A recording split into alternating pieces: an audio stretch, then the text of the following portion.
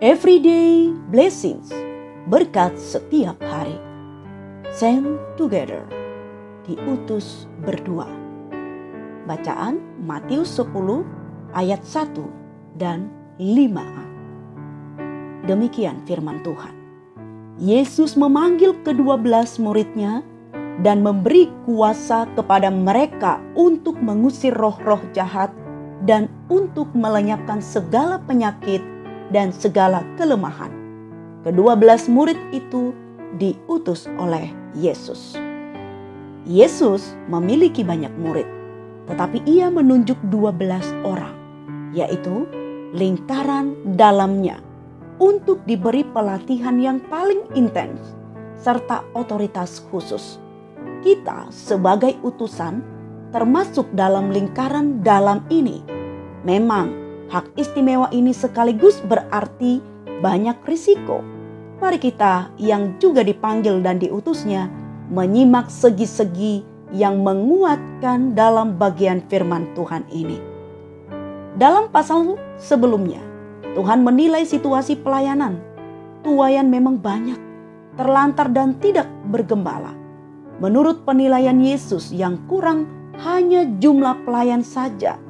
Dan strategi yang tepat ialah berdoa dan minta kepada Bapa agar lebih banyak pekerja diutus ke ladangnya.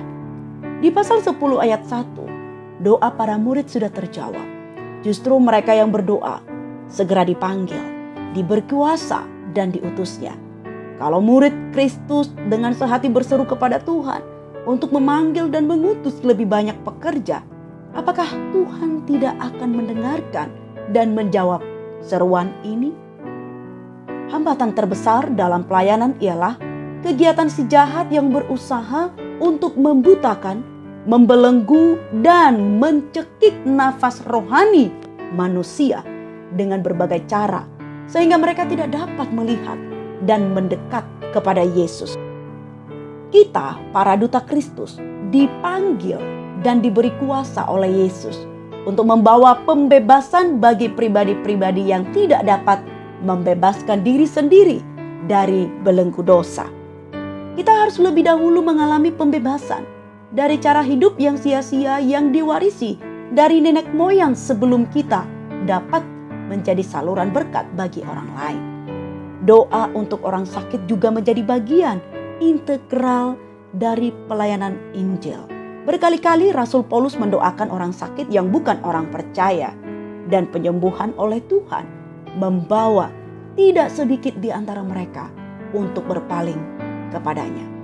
Sangat indah bahwa ke-12 murid itu diutus oleh Yesus sendiri, Sang Pengutus yang tidak ada duanya. Apakah saudara sendiri mengalami diutus dan didoakan oleh gereja sebelum terjun ke lapangan?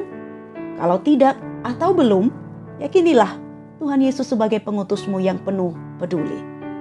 Menurut daftar dalam ayat 2 hingga 4, ke-12 murid diutus berpasang-pasangan. Simon dan Andreas, Thomas dan Matius, dan seterusnya. Seluruhnya ada 6 tim, masing-masing terdiri dari 2 orang. Mengapa Yesus mengutus secara berdua-dua? 2 lebih baik daripada 1. Pengkhotbah 4 ayat 9. Sementara 1 melayani, yang lain dapat berdoa.